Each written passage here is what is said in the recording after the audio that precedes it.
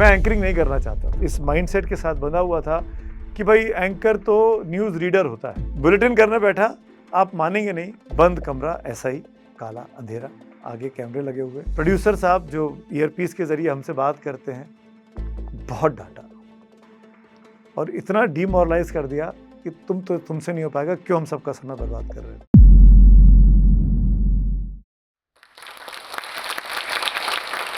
नमस्कार, मेरा नाम सुमित अवस्थी है और आज मैं खबर सुनाने नहीं, अपनी कहानी बताने आया हूँ। बीते कुछ सालों में आपने मुझे दस्तक, खबरों की खबर, इंडिया चाहता है, कई अलग-अलग प्रोग्राम्स में अलग-अलग चैनल्स पर देखा होगा, लेकिन आज मैं जोश टॉक्स पे हूँ और यहाँ पर जोश भरी बातें आपको बताऊँगा। मशहूर लाइनें हैं ना, वहीं से मैं शुरुआत करना चाहता हूँ और अपने फेलियर से कैसे टूटना नहीं चाहिए, वो समझाने की कोशिश करता हूँ कि मशहूर शेर है गिरते हैं शहसवार ही मैदान जंग में, गिरते हैं शहसवार ही मैदान जंग में, वो तिफ़्ल क्या गिरे जो घुटनों के बल चले। एक बहुत ही साधारण मध्यम वर्गीय आप कह सकते हैं या अति मध्यम वर्गीय परिवार में मेरा जन्म हुआ। तो पापा इन्फॉर्मेशन सर्विसेज़ में थे, बचपन से ही घर में न्यूज़ का माहौल था, समाचार पत्रों की झड़ी लगी रहती थी, घर में खूब न्यूज़पेपर, मैगज़ीन्स आती थी। पापा की वजह से अखबार पढ़ना सीखा, अखबार की वजह से सामान्य ज्ञान मेरा ठीक हुआ और एक वक़्त ऐसा आया अपने अपने लाइफ़ में, अपने करियर में दोस्तों कि लगा कि अब करियर चुनने का वक़्त है और शुरू से ये सोचा था कि जो जो यूनिफ़ॉर्म वाली काम होते हैं ना, वो मुझे बड़े पसंद थे। तो डिफेंस में जाना है, आर्मी में जाना है, एयर फ़ोर्स में जाना है। तो मेरे जीवन का पहला फेलियर आप जिसको कह सकते हैं, जो मेरा सपना टूटा क्योंकि मैं स्कूल में स्काउट एंड गाइड्स में रहा, कॉलेज आते-आते मैंने एनसीसी जॉइन कर ली थी और ये मन में तय हो चुका था कि मुझे एयर फ़ोर्स में जाना है, मुझे फाइटर प्लेन्स उड़ाने हैं। लेकिन 2 बार एसएसबी दी, तो दोनों बार रिजेक्ट हुआ, रिजेक्ट होके लौटा, मेडिकली अनफिट हो गया, नी नॉकिंग निकली, टूटा हुआ माहौल था, मन खिन्न हो गया था। आप अब वो जो एक उम्र होती है ना 19, 20, 21 साल वाली जब आप रिबेल हो जाते हैं, सोसाइटी से, फैमिली से, परिवार से, सब कुछ लगता है कि सारी ताकतें आपको गिराने पे तुली हुई है, वो दौर मैंने भी देखा और ऐसा लगा कि अब कुछ जीवन में बचा नहीं है। तब फिर मेरे मेंटर, मेरे फादर, मेरे गाइड, मेरे मार्गदर्शक वो महत्वपूर्ण रोल निभाते हैं और उन्होंने मुझे हाथ पकड़ के सिखाया, बताया फिर से कि ये देखो हो गया, मैं भी कुछ और करना चाहता था, जीवन में नहीं कर पाया, मेरे भी कुछ और ख्वाब थे। मैं आज गवर्नमेंट ऑफ इंडिया में काम कर रहा हूँ, तो चलता रहता है, ये चीज़ें आती रहती हैं। उन्होंने कहा कि तुम्हारा और इंटरेस्ट क्या है? तो मुझे पता ही नहीं था मेरा इंटरेस्ट क्या है। मुझे लिटरली नहीं पता था। तो पापा ने मुझे कहा कि तुम्हारी जनरल नॉलेज बहुत अच्छी है, तुम्हारा सामान्य ज्ञान बहुत अच्छा है, तो तुम न्यूज़ के प्रोफ़ेशन में क्यों नहीं आना चाहते हो? न्यूज़ में आओ, न्यूज़ के लिए काम करो। तो मुझे लगा कि हाँ, ये ऐसी चीज़ है जो मैं कुछ कर सकता हूँ। लेकिन तब भी मैं 100% उनकी बातों से संतुष्ट नहीं था। दिल्ली आए हम लोग, दिल्ली में आए, दिल्ली में एडमिशन मेरा मेरा मैं मैथ्स, फिज़िक्स बैकग्राउंड का हूँ, बीएससी किया है मैंने। लेकिन दिल्ली में आके मुझे लगा कि अब न्यूज़ के काम में जाना है, सिविल सर्विसेज़ करनी है, तो लेट्स चेंज द लाइन। मैंने बीच करियर में अपनी लाइन चेंज की। मैंने एंट्रेंस दिया दिल्ली यूनिवर्सिटी में और हिस्ट्री ऑनर्स में मेरा एडमिशन हो गया साउथ कैंपस में। अ, सेकंड फेलियर, थर्ड फेलियर जिसको आप कह सकते हो, ये लिटरली फेलियर है जिसको आज तक मैं एक्सेप्ट करता हूँ। मैंने 2-3 महीने भरपूर मेहनत की दिल्ली यूनिवर्सिटी के साउथ कैंपस में जाके हिस्ट्री ऑनर्स को एमए में पढ़ सकूँ, लेकिन नहीं हो पाया मुझसे। 3-4 महीने एफर्ट करने के बाद उन्हीं पापा के पास मैं लौटा कि पापा ये मुझसे नहीं होगा। मैं सिविल सर्विसेज़ नहीं कर सकता हूँ। फिर एक रिजेक्शन का दौर, फिर वही उम्र 23-24 साल और क्या करना है आपको नहीं पता है। फादर की रिटायरमेंट का पास आती जा रही है, छोटी बहन घर में है।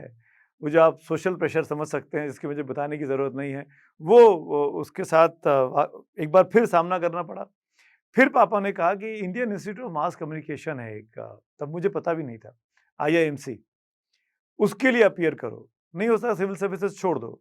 सब आदमी सिविल सर्वेंट नहीं बनते, दुनिया में और भी लोग हैं, और भी काम होते हैं, आप उसके बारे में काम करो। आईआईएमसी दिया, 2-2 बार दिया, दोनों बार रिजेक्ट हो गया। 94, 95 या 95, 96 की बात कर रहा हूँ मैं। 2 बार IIMC back to back years में मैं इंटरव्यू में जाके क्वालीफाई नहीं कर पाया।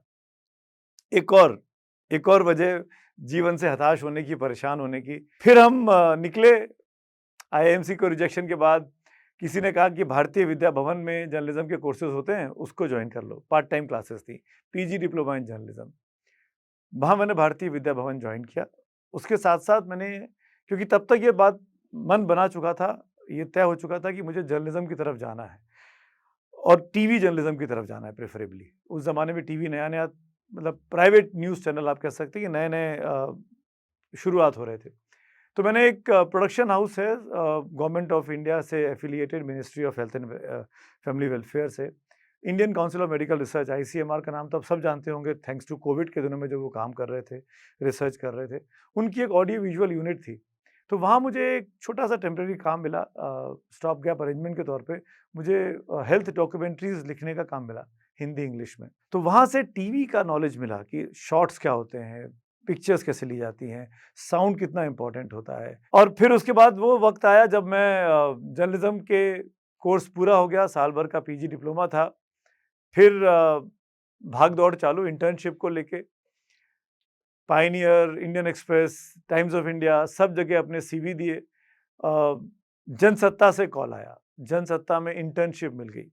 जनसत्ता में आए, जनसत्ता आप कह सकते हैं कि मेरी जो बीज पड़ा जर्नलिज्म का, वो जनसत्ता में पड़ा कि पत्रकारिता क्या होती है। थोड़ी-सी किस्मत साथ दे और खूब सारी आप मेहनत करें, तो आप कुछ भी अचीव कर सकते हैं। तो ये मेरे साथ हुआ। फरवरी 98 में मुझे पहली बार इंटर्नशिप करने का मौका ज़ी न्यूज़ में मिला। तब ज़ी न्यूज़, जो अभी ज़ी न्यूज़ चैनल है, उसका एक और चैनल हुआ करता था, एलटीवी उसका नाम था, ईएलटीवी।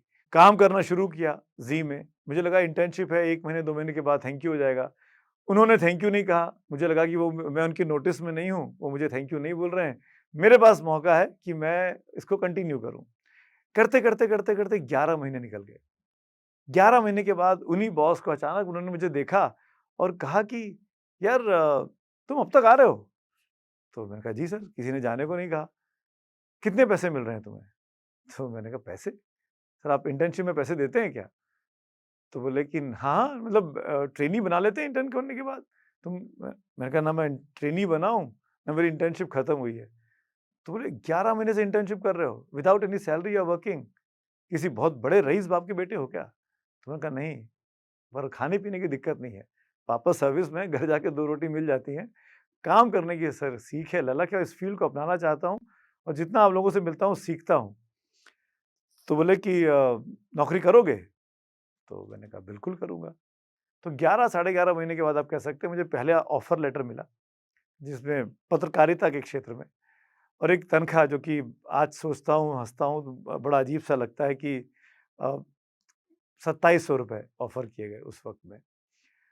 एज़ अ ट्रेनी, जो मेरे लिए बहुत थे उस वक़्त में। आई वाज़ रियली हैप्पी कि बहुत-बहुत अच्छा पैसा मुझे दे दिया है। मुझे उसमें कोई शिकायत, कोई मलाल नहीं थी। मुझे तो काम चाहिए था। उसी दौरान, उसी इंटर्नशिप के दौरान एक आध बार कैमरे का सामना करने का मौका मिला, पीस टू कैमरा हुए। अब मैं अपने जीवन के कुछ ऐसे किस्से आपको बताता हूँ जो इस 25-26 साल के अपने जर्नलिस्टिक करियर में मैंने फेस किए और जो मेरे लिए एक एक लाइफ टाइम मेमोरी बन के मेरे साथ रहेंगे। आईसी 814, हम सब ने अभी फिर से नाम सुना, 25 साल हो गए इस बार। एक सीरीज़ भी आई है ओटीटी पे, आप लोगों ने शायद चर्चा भी सुनी हो, देखी भी हो कुछ लोगों ने। उस आईसी 814 को जब खबर आई, मैं ज़ी न्यूज़ के न्यूज़ रूम में था, शाम का वक़्त है, जूनियर मोस्ट रिपोर्टर्स में से हम लोग थे, 99 की बात है, दिसंबर का महीना है, नया साल आने वाला है, क्रिसमस नेक्स्ट डे था, 24 दिसंबर की बात है ये, और अचानक प्लेन के हाईजैक होने की खबर आती है। मुझे कहा गया कि तुम फटाफट दिल्ली एयरपोर्ट चले जाओ, क्योंकि फ़्लाइट आप जैसे जानते हैं लखनऊ से दिल्ली की ओर उड़ी थी और फिर रास्ते में खबर आई कि उसको हाईजैक कर लिया गया है।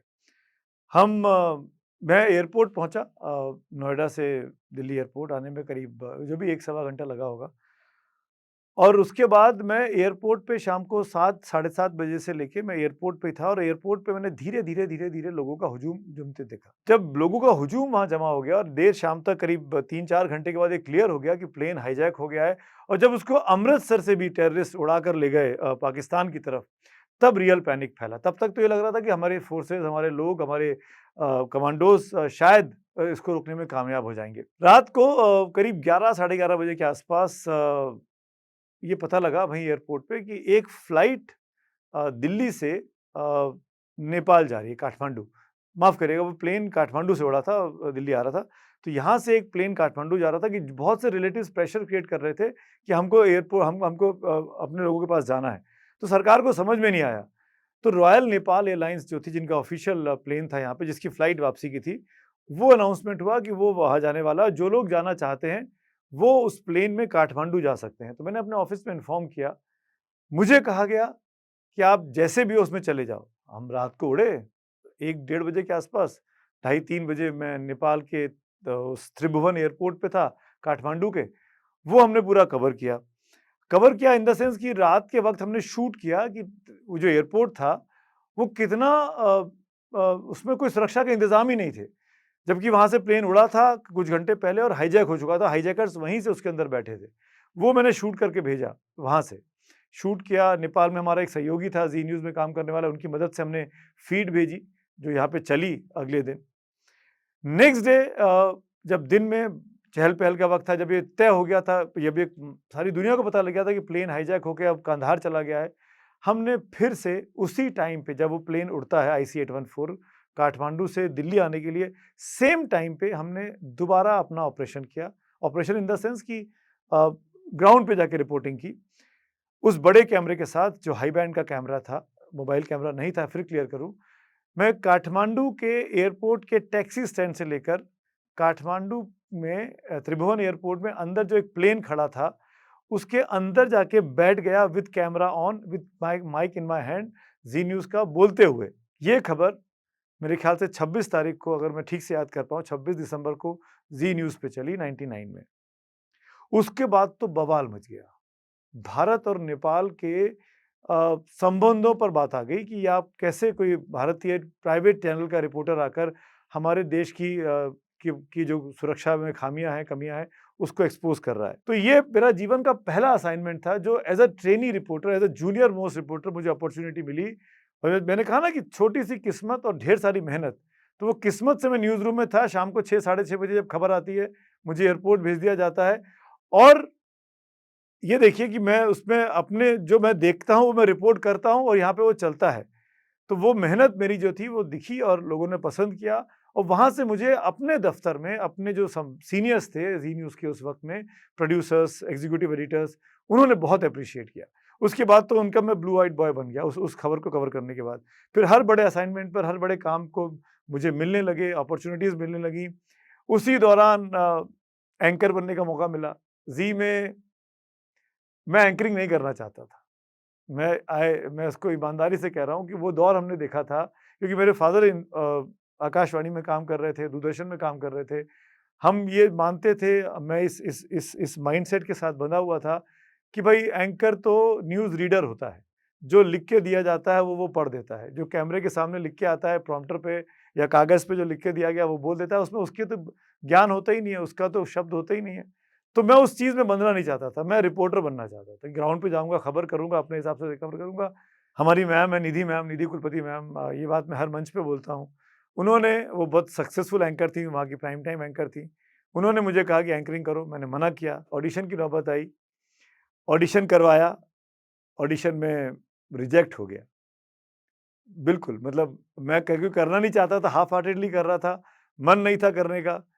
ऑडिशन सक्सेसफुल नहीं हुए, मैं मन ही मन खुश हुआ, पर निधि मैम ने हार नहीं मानी। उन्होंने मुझे बाकायदा ट्रेन किया कि वॉइस ओवर क्या होता है, लुक क्या होता है, कैमरा एंगल्स क्या होते हैं, कहाँ देखो, कहाँ नहीं देखो। निधि मैम की परसुएंस की वजह से मैं एंकरिंग कर पाया। एंकर के चार्ट, शेड्यूल आता है हम लोगों का। पहला चार्ट आया, उसमें नाम आया कि सुमित इस दिन से एंकर करेंगे। बुलेटिन करने बैठा, आप मानेंगे नहीं, बंद कमरा, ऐसा ही काला अंधेरा, आगे कैमरे लगे हुए, कैमरे 3-4, कैमरे के पीछे 2-3 शख्स खड़े हुए और मैं घबरा गया। मैं लिटरली पसीना-पसीना था। उस एयर कंडीशन स्टूडियो में मुझे डर लग रहा था कि मैं ये कहाँ आ गया हूँ? ये तो जगह मेरी है नहीं। वो बुलेटिन जो मुझे आधे घंटे में रिकॉर्ड कर देना था, वो बुलेटिन डेढ़ घंटे तक रिकॉर्ड नहीं हो पाया।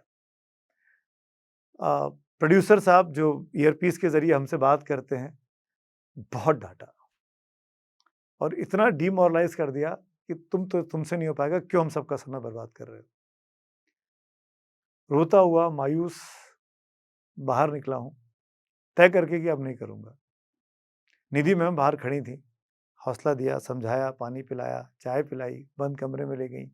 नहीं सुमित, होता है, सबके साथ होता है। ठीक है मैम। घर आ गया, दिन खराब था। फिर पापा अगेन मेरे रोल मॉडल। क्या हुआ? मैंने पूरा किस्सा बताया।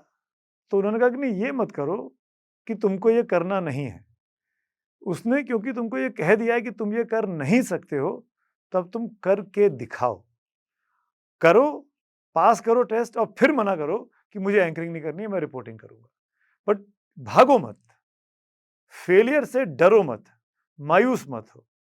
ये मेरे जीवन का मंत्र बन गया उस दिन से कि घबराना नहीं है, हारना नहीं है। दुष्यंत भी बोल गए ना कि कौन कहता है कि आसमां में सुराख नहीं हो सकता?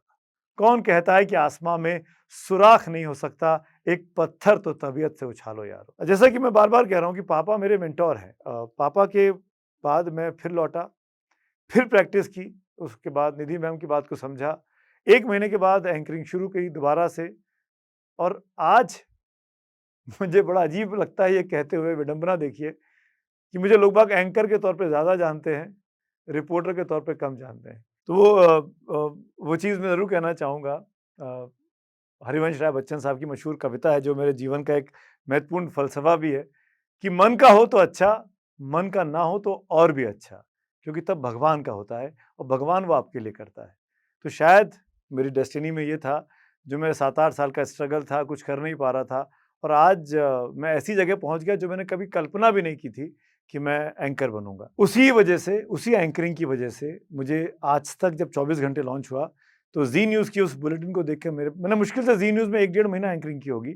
मेरे पास ऑफ़र आया एज़ एन एंकर, मैंने आज तक जॉइन किया। मेरी सैलरी जितनी मिलती थी ज़ी न्यूज़ में, उससे उन्होंने डबल सैलरी ऑफ़र कर दी।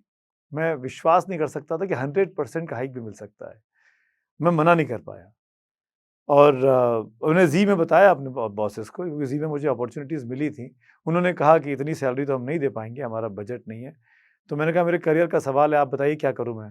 तो उन्होंने भी बहुत डिस्करेज नहीं किया, कहा कि ठीक है आप जा सकते हैं, जाइए, लेकिन संपर्क में रहेंगे, फिर काम करेंगे आगे दोबारा कहीं मिला। ऐसे में आज तक में आया। तो 2001 से 2006 का जो पीरियड था, उसमें आज तक में 2-3 बड़ी घटनाएँ कवर करने का मौका मिला। संसद पर हमला हुआ था 13 दिसंबर को। पार्लियामेंट में थे हम लोग, मैं कवर करता था पार्लियामेंट, उन दिनों तक पार्लियामेंट के पास बन गए थे। अपने आँखों से गोलियाँ चलती देखी, बिल्कुल सामने, जैसे मैं आप बात कर रहे हैं, ऐसे सामने से कोई व्यक्ति चला रहा है दौड़ते हुए और नहीं है आज की तारीख में, तब वो मंत्री हुआ करते थे उस सरकार में।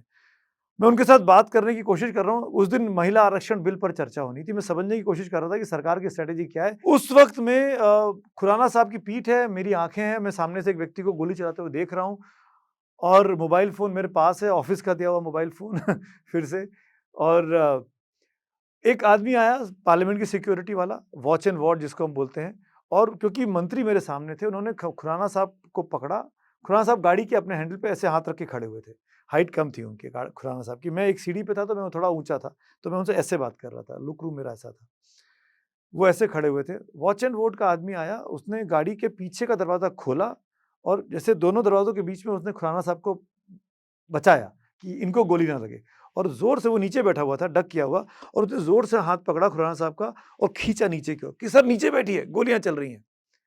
तो क्योंकि उनका, उसकी पहली प्रायोरिटी अपने मंत्री का ध्यान रखने की थी, और नीचे उन्होंने बिठाया खुराना साहब को। मैं खड़ा हुआ, मैं ऊपर खड़ा हूँ, मैं उसको नीचे देख रहा हूँ, क्या हो गया, क्या हो गया? बोला दिखता नहीं है कि गोलियाँ चल रही हैं, नीचे बैठो। तो मैं भी डक कर गया। उसने कहा अंदर भागो। हम पोर्च में खड़े हुए थे, मेन पार्लियामेंट का जो पोर्च है, गेट नंबर 1 का जिसको हम कहते हैं, अंदर भागो। तो खुराना साहब को तो वो लिटरली वो 3-4 लड़के वॉच एंड वार्ड के धकेलते हुए अंदर ले गए। मैं बाहर खड़ा हुआ हूँ, उन्होंने कहा अंदर आओ चिल्ला के कहा। तो मैंने कहा कि मतलब मेरे दिमाग में सबसे पहली चीज़ आई कि मैं दफ्तर में फ़ोन करूँ। मैंने मोबाइल निकाला और सीधे उदय शंकर को फ़ोन किया कि बॉस पार्लियामेंट में कुछ हो गया है, गोलियाँ चल रही हैं। उनको भरोसा नहीं हुआ। पागल हो गए हो क्या? पार्लियामेंट में गोलियाँ कैसे चल सकती हैं? उन्होंने कहा सर मेरे सामने चल रही हैं, अभी-अभी एक गोली बजी है खुराना साहब को, उनको अंदर खींच के ले गए। उन्होंने फ़ोन सुना भी नहीं, पूरा काटा, और अगले 30 से 40 सेकंड में लैंडलाइन से फ़ोन मेरे पास था कि क्या देख रहे हो सुमित, बताओ। वो इंसिडेंट पूरा लाइव जो मैंने देखा, बताया, इसी दौरान वॉच एंड वार्ड के लोग मुझे घसीट के अंदर ले गए पार्लियामेंट की तरफ। मैं उनसे बोल रहा हूँ कि भाई मेरे हाथ में मोबाइल फ़ोन है, मोबाइल अंदर अलाउड नहीं थे। बोले चलो, चलो जान बचाओ, अंदर तो चलो पहले। मैं मोबाइल के साथ अंदर चला गया। किस्मत की बात है मोबाइल हाथ में था, तब तक जैमर्स ऑन नहीं किए थे। मैं अंदर से फ़ोनो देता रहा, फ़ोन के ज़रिए खबर ब्रेक की। उन दुर्भाग्य मेरे जीवन का ये सबसे बड़ा दुर्भाग्य है कि इतनी दुर्दांत घटना को भी मैंने ब्रेक किया। ये ऐसी खबर कोई ब्रेक करना नहीं चाहेगा, लेकिन आपकी आँखों के सामने हो रहा है, आप 24 घंटे के न्यूज़ चैनल में काम कर रहे हैं और फिर तो दिन भर हम सुबह 11:30-12 बजे से लेके शाम को 6 बजे तक पार्लियामेंट की उस चारदीवारी में बंद रहे। बाहर क्या हो रहा था हमको नहीं पता था। बाहर ब्लास्ट हुआ, एक आतंकी ने अपने आप को उड़ाने की कोशिश की, जिसका आधी बॉडी की तस्वीरें बड़ी वायरल हुई बाद में, आज भी हम देख सकते हैं। अ, वो सब हमने बाहर निकलने के बाद शाम को 5 साढ़े 4 5 बजे के आसपास जब सब कुछ क्लियर हो गया, तब हमने बाहर आके देखा। तब मैंने पहली बार कोई आतंकवादी को ऐसे क्षत-विक्षत तरीके से लाश कटी हुई पार्लियामेंट के गेट पे पड़ी हुई है वो देखा। गोलियों के निशान पे पार्लियामेंट की दीवार भरी हुई थी, ढेर सारी बुलेट्स। कमांडोज़ वहाँ पे मार्च पास्ट कर रहे थे, पूरा इलाका घेरा हुआ था। बहुत ही मतलब हिंदुस्तान का सबसे सुरक्षित जगह और उस वक़्त सबसे असुरक्षित महसूस मैं कर रहा था। इतनी फ़ोर्सेस लगी हुई थी उसके बावजूद भी। भरोसा नहीं हो रहा था कि सब कुछ ठीक हो गया। लग रहा था कि फिर कहीं से कोई गोली ना चले। चुनौतियाँ बहुत भी आईं, गुजरात राइट्स कवर किए, राइटर्स ने पकड़ लिया, 2001 का माहौल गोधरा के बाद वाला। अहमदाबाद शहर में हमारी गाड़ी पे पत्थर मारे गए, घेर लिया भीड़ ने, गाड़ी से उतार लिया। मेरे साथ मेरे कैमरा पर्सन थे, 2 टीमें थी मेरे साथ, एक प्राइवेट चैनल की टीम थी। आप मानेंगे नहीं, अ, उ उस सिचुएशन में जो मेरे दूसरे चैनल के कैमरा पर्सन थे, क्योंकि सबसे आगे वो थे, उनको घेर के उनको फिज़िकली चेक किया गया कि वो किस रिलीजन से हैं। ये मैंने अपनी आँखों से देखा और हम ये मान रहे थे कि अब ये बारी हम सबके साथ आने वाली है। चारों तरफ उन्मादी भीड़, हाथ में हथियार, गुस्सा, न्यूज़ चैनल के साथ नफ़रत, और वो क्या करेंगे हमको भी नहीं पता था। मुझे नहीं पता, मेरा मेरा ईश्वर, मेरे प्रभु, मेरा किस्मत मेरे साथ थी कि हम वहाँ से निकल आए। आई उम्मीद करता हूँ कि इन 28-30 सालों के मेरे करियर के दौरान जो कुछ मैंने इम्पोर्टेंट चीज़ें सीखी हैं अपने लाइफ में, वो आपके साथ शेयर करने की कोशिश की है और प्रयास सिर्फ़ इतना सा है कि सच्चाई के साथ काम किया है, सहजता के साथ काम किया है, ईमानदारी के साथ काम किया है, तभी आपके बीच खड़ा हूँ। और आज सबसे बड़ी चुनौती हमारे प्रोफ़ेशन के सामने है और वो है आर्टिफ़िशियल इंटेलिजेंस। मैं इस चीज़ पर ज़रूर बोलना चाहता हूँ, एआई सच्चाई है। एआई हम इससे बच नहीं सकते और हमको बचना भी नहीं चाहिए। टेक्नोलॉजी का सही इस्तेमाल करें, ये हमारा प्रयास होना चाहिए। क्या हम सही इस्तेमाल कर रहे हैं, कर पाएँगे, ये हमको सीखना है। एआई के ज़रिए मिसयूज़ बहुत होता है। हमने सोशल मीडिया प्लेटफ़ॉर्म्स पे देखा, कैसे पोस्ट क्रिएट किए जाते हैं, कैसे फेक चीज़ बन रही है, कैसे डीप फेक्स बन रहे हैं, लोगों की शक्लों को कहाँ से कहाँ जोड़ दिया जा रहा है। ये सबसे बड़ी चुनौती मुझे लगता है कि इस दौर की सबसे बड़ी और सबसे कठिन चुनौती है, जिससे हमारी जनरेशन को बचना भी है, सीखना भी है। एआई से ये कहा गया, ये डराया गया, ख़ास करके आजकल के पत्रकारों को, छात्रों को बोलना चाह रहा हूँ कि अब आपकी ज़रूरत जर्नलिज़्म में नहीं पड़ेगी। मैं ऐसा नहीं मानता हूँ। क्योंकि जब हमने कंप्यूटर आया था ना आज से 90s में, तब ये कहा गया था कि कंप्यूटर आ गया है, अब अखबार बंद हो जाएँगे। अखबार बंद हुए क्या? नहीं हुए, आज भी चल रहे हैं। प्राइवेट न्यूज़ चैनल्स आए तब कहा गया अखबार बंद हो जाएँगे, नहीं हुए, अखबार आज भी चल रहे हैं, न्यूज़ चैनल भी चल रहे हैं। डिजिटल प्लेटफ़ॉर्म्स आ गए, अखबारों के भी डिजिटल प्लेटफ़ॉर्म्स आ गए, वो भी चल रहे हैं। तो जब टेक्नोलॉजी आती है हमारे बीच में, वो टेक्नोलॉजी हमारी क्राफ्ट को और ज़्यादा मज़बूत करती है। ये सीखना हमको आना चाहिए कि हम उस क्राफ्ट को कैसे बेहतरी के लिए इस्तेमाल करें। तो उस टेक्नोलॉजी को एआई के ज़रिए हमको एआई कैसे मदद कर सकता है? एआई वही बताता है ना जो चीज़ें सोशल मीडिया प्लेटफ़ॉर्म्स पर पड़ी हुई हैं। पर जब न्यूज़ ब्रेक होगी, तो वो कंप्यूटर या कैमरा नहीं बता पाएगा, वो तो किसी आदमी को बताना पड़ेगा, किसी रिपोर्टर को बताना पड़ेगा कि ये एक्सीडेंट हो गया है। पहली खबर वो फ़ाइल करके भेजेगा। तो जब वो फ़ाइल करेगा तब वो सिस्टम में, इंटरनेट के सिस्टम में आएगी और फिर एआई उस पर काम करेगा। तो पहली खबर देने के लिए ह्यूमन इंटरवेंशन की हमेशा ज़रूरत पड़ेगी और जब तक इंसान है, तब तक पत्रकारिता है और तब तक एआई जैसी चीज़ें आएँगी, हमारे लिए चुनौतियाँ बन सकती हैं, पर हमको उनको अपने टूल के तौर पर इस्तेमाल करना है, अपनी बेहतरी के लिए, अपने कवरेज को अच्छा बनाने के लिए। जीवन के फ़लसफ़े में इस जोश टॉक का इस्तेमाल इस मंच का इस्तेमाल मैं ज़रूर करना चाहूँगा 2 बातें कहने के लिए। पहला, फेलियर से मत डरो। असफल होना कोई बुरी बात नहीं है। जो कोशिश करेंगे ना, जो प्रयास करेंगे वही तो असफल होंगे। जब आप प्रयास ही नहीं करोगे और डर के बैठ जाओगे या असफल होने के बाद आप हताश हो जाओगे, तो फिर कैसे आगे चलेंगे? मेरे जीवन में कितने ऑब्स्टिकल्स आए, कितनी परेशानियाँ आई। क्या आप एंकर नहीं बन सकते? मुझे कहा गया था आपका वॉइस ओवर ठीक नहीं है, आपका डिफेंस में रिजेक्ट हो गए आप ऐसे तमाम किस्से मेरे जीवन में जो मुझे सही मेंटोर, सही लोग मिलते रहे और मुझे उस रास्ते पर लेकर आते रहे। तो ये बहुत ज़रूरी है कि फेलियर से घबराएं ना, फेलियर को अपने साथ एक चुनौती के तौर पर लेके और उससे सीखें, ये बहुत ज़रूरी है। और दूसरी चीज़ जो मैं हर मंच पर बोलना चाहता हूँ और इसका भी इस्तेमाल करूँगा, वो ये कि सब्र रखें जीवन में, धैर्य, सच्चे रहें, सहज रहें और सब्र रखें।